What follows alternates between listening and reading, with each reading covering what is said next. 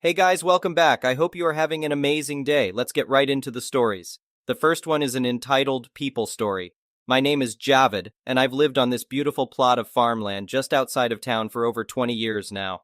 When my wife Sarah and I first moved here, it was just a rundown old farmhouse on 40 acres of overgrown fields and untamed wilderness.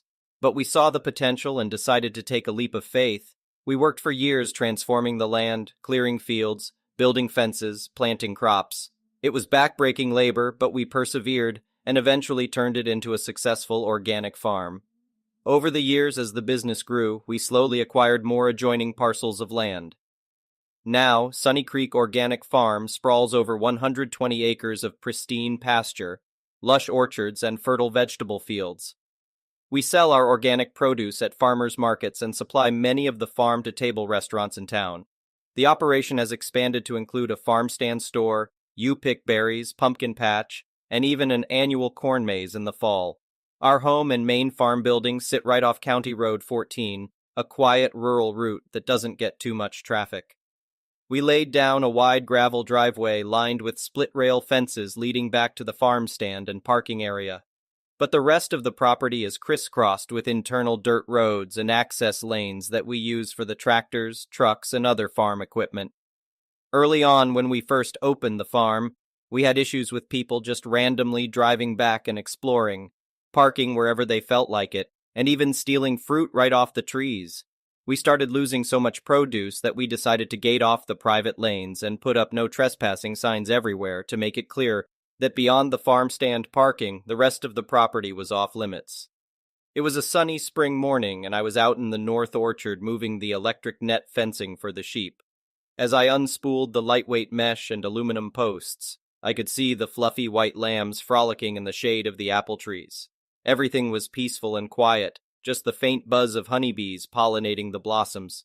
Suddenly I heard the crunch of tires on gravel and turned to see a shiny black SUV barreling down the lane, kicking up plumes of dust. I didn't recognize the vehicle, but could tell the driver had just blown right past multiple no trespassing signs. My heart started pounding. We'd had problems with trespassers and even squatters over the years, but never someone brazen enough to drive right up like they owned the place. I hurried over, yelling and waving my arms for them to stop.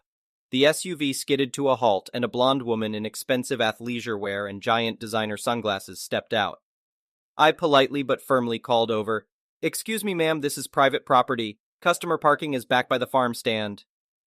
She looked me up and down with distaste, then snapped, "Do you know who I am?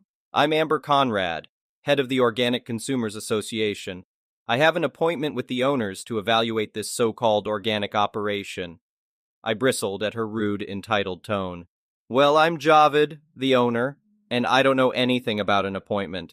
Please turn your vehicle around and park in the designated area." She scoffed dramatically. Typical man trying to control where I go. I'll only be a few minutes. I just want to check out this organic kale I've heard so much about before my panel meeting later." And with that, she tried brushing past me down the row. I stepped firmly in front of her, adrenaline coursing through me now. "Ma'am, I will not ask you again. Get back in your vehicle now and leave the premises, or I will call the police." For a moment, we just stared each other down. Her eyes narrowed to slits behind the flashy sunglasses. Then suddenly she reared back and slapped me hard across the face. "Don't you dare try to tell me what to do," she shrieked. Stunned, I staggered back. I could already feel my cheeks swelling up.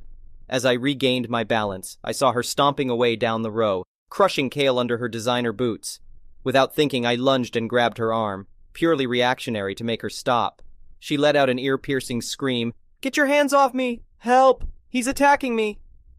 That's when I hurriedly let go and pulled out my cell phone. Hands shaking, I dialed cop.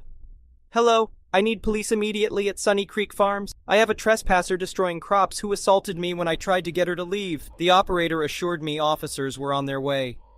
Meanwhile, Amber was screaming obscenities and threats, then got back in her SUV and revved the engine. To my horror, she swerved straight towards my beloved apple trees, mowing down 2 saplings and a deer fence before roaring back down the lane away from me. I raced after her vehicle on foot but couldn't keep up. As I crested the hill gasping for air, I saw 2 patrol cars blocking the lane up ahead. She must have run right into them on her frenzied escape attempt.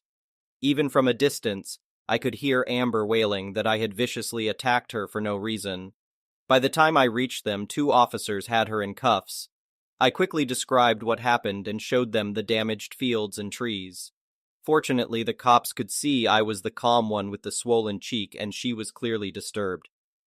After inspecting my no trespassing signs and verifying my identity as the owner, they arrested Amber for trespassing, criminal mischief, and assault.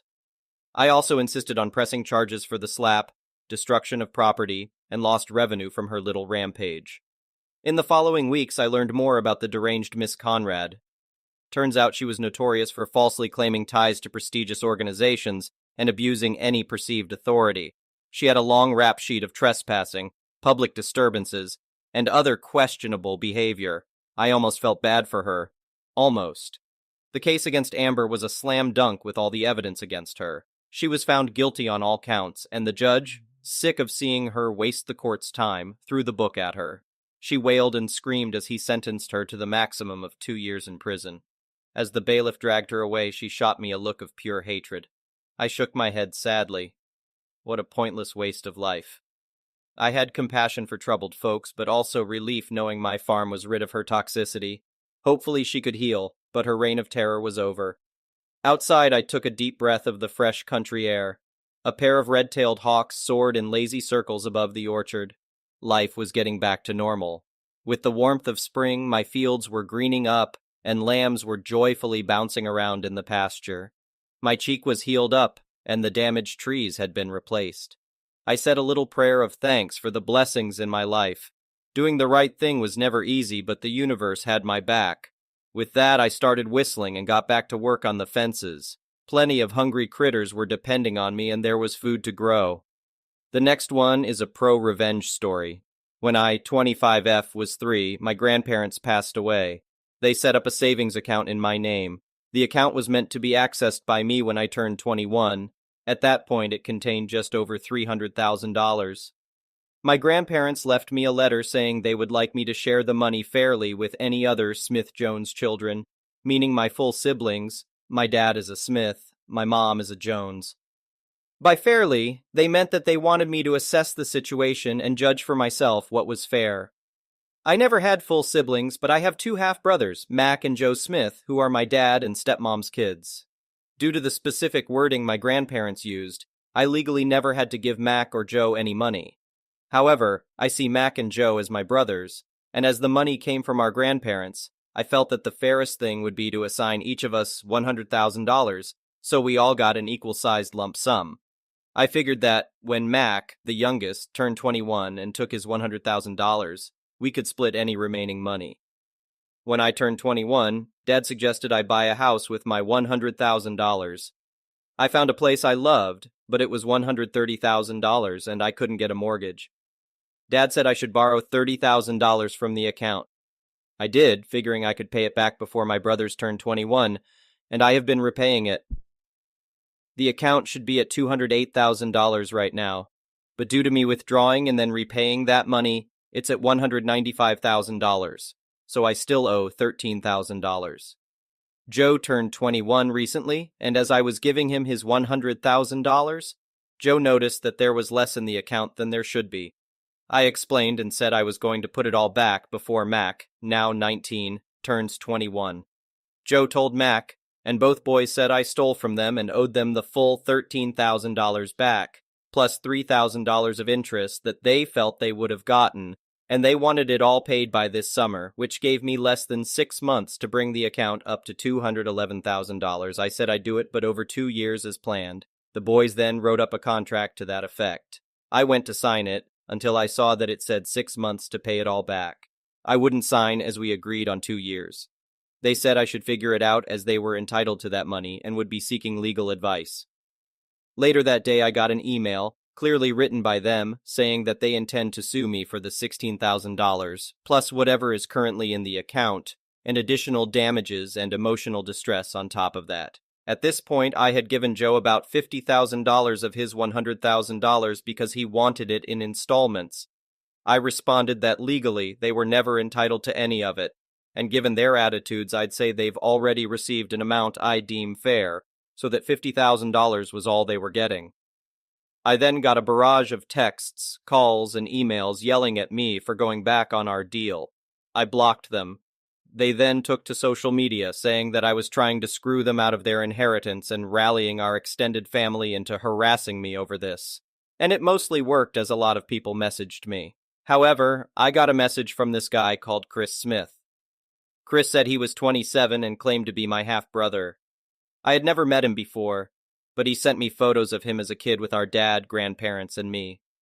He showed me that he also had an account with $150,000 in it, and a scan of a letter from our grandparents saying this money was meant to be shared fairly among Dad's illegitimate children. Chris also told me we have another half-sibling who is 18. He'd been looking for me for a while, but only found me when Dad shared Joe's post, which had me tagged. We checked with a solicitor to make sure, and as the boys are legitimate, they aren't entitled to anything in Chris's illegitimate kid fund, and as they are my half-siblings, they aren't entitled to anything in my Smith-Jones kids fund either. I sent the boys a letter formally telling them to back off, stop posting about me online, and enjoy the $50,000 because it's all they're getting. The day they received the letter, Chris got a PM from Dad, asking if the boys can have some of Chris's fund. Chris also said no and told Dad we'd met. I told Mac and Joe about Chris and our other half-sibling with Chris's permission, so it looks like my grandparents, knowing about Chris before they passed, set up two funds. One for the kids Dad had with my mother, who was still his wife when they passed, and one for children born out of Dad's affairs. Presumably to make sure no one tried to screw anyone else over out of hurt feelings. I'm getting a lot of crap, but holding firm on my decision.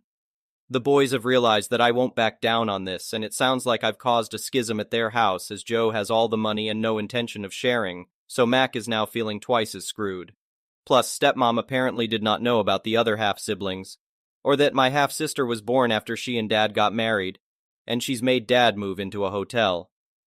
It sounds like Dad is looking for a long-term living arrangement outside of the family home, because it looks like she is not letting him move back in. Dad is begging me to reconsider, but honestly, I'm done with all of them except Chris and my sister. The next one is a petty revenge story. I hated my new manager, Karen. She had shown how much she hated my rapport with my team. We were all equals on this team with no official leader. I was unofficially the team lead and Karen was our manager. I was working this job not for the money but to keep myself busy. I was on a full ride, so the money was just extra spending money, which I didn't really need and was certainly not worth holding onto a job I hated. Plus, I was graduating soon and had an offer from a top company in my field. So, I decided I was going to quit, but I obviously wasn't going to do it in a normal way. My contract didn't require a 2-week notice, but it was expected. So I decided not to tell Karen until the next Monday because that was midterm week. I knew Karen would be way too happy to get rid of me and wouldn't want to wait 2 weeks, and that worked great for my plan. On Monday of midterm week, I told Karen that I would unfortunately need to step off my position on the team. I was happy to give her the 2-week notice period, but was flexible. She was naturally delighted and said not to wait 2 weeks, but rather just this week so that she had time to do the paperwork. And because she wanted me to tell the team at our weekly meeting, I had already told everyone on the team who understood 100%. Now, what she had planned was to have me do a ton of work that week. Plus, given that she was new to the job and I was the unofficial lead, there was a lot of information I had in my head or on my laptop or had access to that she didn't. In her excitement, she forgot that. She also didn't realize it was midterm week. Everyone's midterm week was different, so her not realizing was more of me not telling her. Me, being the kind-hearted soul cough, emailed her after the meeting confirming what was discussed in writing. When she replied with the affirmative, I replied asking her for a list of what she needed from me. I also mentioned that because it was my midterm week, she'd need to prioritize the tasks so I know what she needs. Now, the reason for this is that as a college campus job, the contract ensured that nothing was more important than my education. In fact, I had worked with my previous manager to explicitly add a clause to my contract that I would work no more than 7 hours a week during weeks I had midterms, but would make up for those hours in the weeks before and or after. Karen hadn't seen these contracts, so she assumed she could get the full 15 hours, our average working week, worth of work out of me. So she sent me a list of approximately 90 items that she needed. Some were simple documents and some were tasks. Altogether, they would take about 15 hours. So I replied, reminding her that because it was midterm week, I was working only half the hours, so she needed to let me know the priorities or cut the list down. Naturally, that led to an angry email that I should be giving 2 weeks' notice, etc. And that's when I pointed her to my original email where I had offered 2 weeks' notice. But she had said we'd only use this week, and since she had said it, she was stuck to her word. She was so mad, she never replied to that email. The next week, stuff went crazy. Documents that were needed couldn't be found. People weren't able to connect to the printer. My laptop had been connected to the printer, and everyone else was networked into my laptop. Once I quit, I naturally disconnected the printer and everyone's laptops, and a lot more. By the end of the week, Karen had sent me 3 emails asking for help with this, but naturally, I wasn't going to do it for free. I got paid by the hour and a higher hourly wage to fix all these issues, and Karen got told off by the entire team and her boss. Not verified, but a rumor that Karen was threatened to be fired if she didn't get me to fix all this, given that it was all because she chose to turn my 2-week notice into a 1-week notice, which was against policy. The next one is a malicious compliance story. This story took place many years ago. I was in my late teens. One of my older brothers had moved out of the house a while back and moved in with a girlfriend who had a kid around age 7. I'll call my brother Bobby, not his real name, his girlfriend Mama Bear, and her kid will be Kiddo. As a late December baby, I would get my Christmas gift and be told it's also my birthday gift. Then just get something really small on my birthday. Gee, thanks. So most years I was shafted compared to what my siblings got, but I never complained. But this one year, I was given a Sony Walkman. Yeah, it was that long ago. Then a couple of days later, for my birthday, I got a battery charger with rechargeable batteries. It was actually fair for once because the Walkman and charger together were probably worth the same as each of my siblings got for Christmas and birthday put together. But Bobby got really jealous and would complain to me it wasn't fair. He was constantly on my case about it. I told him it was for both gifts and to just lay off, but he remained angry. Eventually he stopped, but I didn't realize how jealous he was or that he was holding a grudge. Flash forward a few months, my Walkman is missing. My room is always a mess, so I assume I misplaced it, but I really can't find it. I get scared that I've lost it somewhere outside the house, so it's gone forever. Then I notice my battery charger is also missing, and remember how jealous Bobby was. He still came to the house every other day, so the next time he's over, I ask if he took it. He hotly denies it, tells me I probably lost it. Since the charger's missing too, I know that's not the case. My other sibs couldn't have it in the house without me knowing, plus he's the only one that acted jealous. The next couple of times Bobby comes over, I go at him again. He still denies it. I can tell he's lying. We yell and argue. My mom gets sick of it. She tells me to stop accusing Bobby of stealing my Walkman. I protest that I know he took it. She tells me not to speak with him about it again, so now I'm really annoyed. Not long after that, at a family dinner, Bobby brings Mama Bear and Kiddo. The other siblings are all around.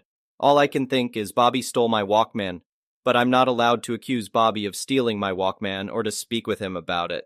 So I turn to Kiddo and in a happy, excited voice I ask, "Hey Kiddo, did Bobby get a new Walkman?" Kiddo's face lights up, she smiles, she's super excited. "Oh yes, he did." And then she trails off and her face drops and she looks guilty. And you can just tell that she's just done something she wasn't supposed to. The whole family heard this. My mom told Bobby to give it back. He begrudgingly did. The funny thing? He didn't give back the charger, claimed he never took it. We argued more. He insisted he didn't have it. A while later, I found the charger. If the charger wasn't missing, I wouldn't have been so sure he took it, and I probably would have backed off, so it seems a messy room also paid off. One thing I want to add, I realize it put Kiddo in a difficult position, but Bobby wouldn't dare mess with Kiddo because of Mama Bear, aside from maybe telling her not to tell me he got a new Walkman. Since Mama Bear saw this all happen, she knew what was going on. They broke up not too long after that, but I have no idea why or if this played any part. The next one is an entitled people story. Alrighty, so in my past, I was a cashier at a military exchange. Most of my customers called it the Post Exchange, but it was the Navy Exchange. This was probably 4 or 5 years ago, so my memory on the specifics might be a little vague. This will be a short quickie. So to lay down the story, being a military exchange off base, there were rules. You needed to show a military ID, usually active duty, dependent, spousal, or retiree types, in order to enter and again to check out. You were allowed a guest, but they had to accompany you the entire time, and only one person bearing the military ID was able to make any payment at all. With those in mind, let's dive in. I was just doing my job. It was probably an hour and a half to closing. I was usually at the register closing, just my preference, and I was good at it. Closing stuff always got done when I was responsible for it, assuming I had the time to do it. Read, assuming customers weren't flooding the area in the last 2 hours. It had been a fairly slow night, so up to then, I was in a decent enough mood. Things were pretty clean, and I was just waiting for customers, straightening things out. Retail people know the drill. Then a lady came up to the register with a guest, her friend. The lady had stuff she was buying, showed her ID, which was fine, and checked out. That was when friend set down a Visa gift card, one of the prepaid choose-your-balance ones. Great. I asked friend for her ID after getting it into the system and gearing up to activate it. The lady showed her ID again. When it was multiple transactions and I'd already seen ID, I usually didn't care if it was the same person, while friend tried handing me her money. I asked again for friend's ID, and this is when the fun started. Lady told me that it was okay, that friend was with her, but I told her that I could not take the money from friend without seeing a military ID. This wasn't my policy, this wasn't just the store policy, this was the company's policy. She insisted, so I radioed my manager on duty at the time. Thankfully, this was one of the good ones, and she backed me up. I remember lady's next statement, demand very clearly. Do you really expect me to buy my own birthday present? Lady, what? I'm upholding my company's policy. I, supported by my manager, repeated that I could not accept money from anyone without seeing a military ID. But if she really wanted friend to buy her that Visa card, she could have friend buy it at the Walmart up the street, literally 2 minutes away, if she did not have the military ID. So lady started throwing things at me. I backed up as far as I could against the wall in my register area, and then shoving stuff off the seasonal shelf behind her, then off of one of the side stacks with Easter candy in it. She charged off out the front with my manager following, but not before my manager told me, I'm sorry, but you didn't deserve that.